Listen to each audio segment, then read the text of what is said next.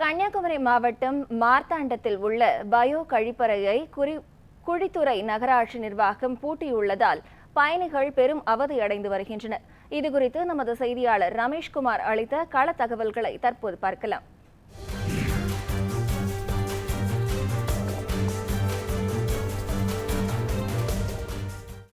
கன்னியாகுமரி மாவட்டத்தின் இரண்டாவது வர்த்தக மையமாக கருதப்படும் மார்த்தாண்டம் பகுதியில் நின்று கொண்டிருக்கிறோம். மார்த்தாண்டம் காந்தி மைதானம் பகுதியில் நின்று கொண்டிருக்கிறோம். நம்ம நேராக பார்க்க முடியும். இதிலிருந்து ஒரு 500 மீட்டர் தொலைவில் தான் இங்கு மார்த்தாண்டம் பேருந்து நிலையம் என்பது இருக்கிறது. ஆனால் எப்போவுமே பரபரப்பாக இருக்கும். இங்கிருந்து தான் வெளி மாவட்டங்களுக்கும் அதே போன்று வெளி மாநிலங்களுக்கும் பயணிகள் செல்லுகின்றனர். அதே போன்று வெளி மாவட்டம் அதே போன்று வெளி மாநிலங்களிலிருந்தும் ஏராளமான பயணிகள் இந்த பகுதி வழியாக தான் வருகின்றனர். ஆனால் இந்த பகுதியை பொறுத்த அளவில் கடந்த பாராளுமன்ற உறுப்பினராக இருந்த மறைந்த வசந்தகுமார் இருந்த நேரத்தில் தற்பொழுது இந்த பகுதியில் காந்தி மைதானம் சந்திப்பு பகுதியில் ஒரு பயோ கழிப்பறை என்பது அமைக்கப்பட்டிருக்கின்றன. ஆனால் இந்த பயோ கழிப்பறைகள் அமைக்கப்பட்டு 3 ஆண்டுகளுக்கு முன்னதாகவே இது பூட்டப்பட்டிருக்கின்றன. நம்ம பார்க்க முடியும். திரளான பயணிகள் வரும் ஒரே பகுதி இந்த பகுதி.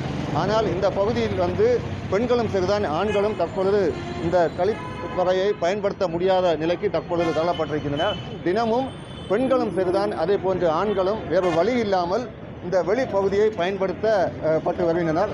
இதனால் இந்த பகுதிகளில் ஒரு சுகாதார சீர்கேடு ஏற்படுவ நிலைக்கும் தள்ளப்பட்டிருக்கின்றன. பயோ கழிப்பறை என்பது மூடப்பட்டிருக்கிறது. தொடர்ச்சியாக இங்கு வரும் பயணிகள் முழுவதுமாக இது ஒரு பயன்படுத்த முடியாத ஒரு நிலைக்கு தள்ளப்பட்டிருக்கின்றனர். வெளிப்பகுதியை பார்க்க முடியும். இந்த பகுதியில் அத்தியாவசிய தேவைக்கு வேறு வழி இல்லாமல், ஒரு மறைவிடம் இல்லாமல் பயணிகளும் சரிதான், அதே போன்று பொதுமக்களும் இந்த பகுதிகளை பயன்படுத்தி வருகின்றனர். இதனால் இந்த பகுதியில் மிகப்பெரிய ஒரு சுகாதார சீர்கேடு என்பது தற்பொழுது ஏற்பட்டிருக்கின்றன. திரளான பயணிகள் வந்து செல்லும், ஆயிரக்கணக்கான பயணிகள் வந்து செல்லும் இந்த பகுதியில் தற்பொழுது ஒரு சுகாதார சீர்கேடு என்பது ஏற்பட்டிருக்கிறது. நம்மோடு இந்த பகுதியை சேர்ந்த ஒரு நபர் எனக்கு வணக்கம். இது எவ்வளவு நாளாக பூட்டப்பட்டிருக்கிறது? இங்கு வரும் பயணிகள் இப்போ அத்தியாவசிய தேவைக்கு என்னதான் பண்ணுறாங்க? இது கிட்டத்தட்ட வைத்து ஒரு 5 வருடம் ஆகிறது. இது ஒரு 3 வருஷம் செயல்பாட்டில் இருந்து இப்போ ஒரு 2 வருஷமாக எந்த செயல்பாடும் கிடையாது. இதனால பொதுமக்களுக்கு ரொம்ப பாதிப்பு.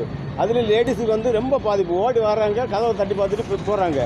ஆனால் இப்போ சமீப காலமாக மேலே ஒன்று கொண்டு வச்சு டிம்போ ஸ்டாண்ட் பகுதி அதை வச்சுருக்கிறதுல எந்த பிரயோஜனம் கிடையாது. இது மார்த்தாண்டத்தின் மைய பகுதி. ஆனால் இது முக்கியமான இடம். நல்ல முறையில் நல்ல மாதிரி காசு வாங்கினாலும் பரவாயில்லை, ஆனால் இந்த இடத்துல தான் வைக்கணும், நல்ல முறையில் வைக்கணும். இதனால நோய் பரவக்கூடிய இது நிறைய விஷயங்கள் இருக்குது.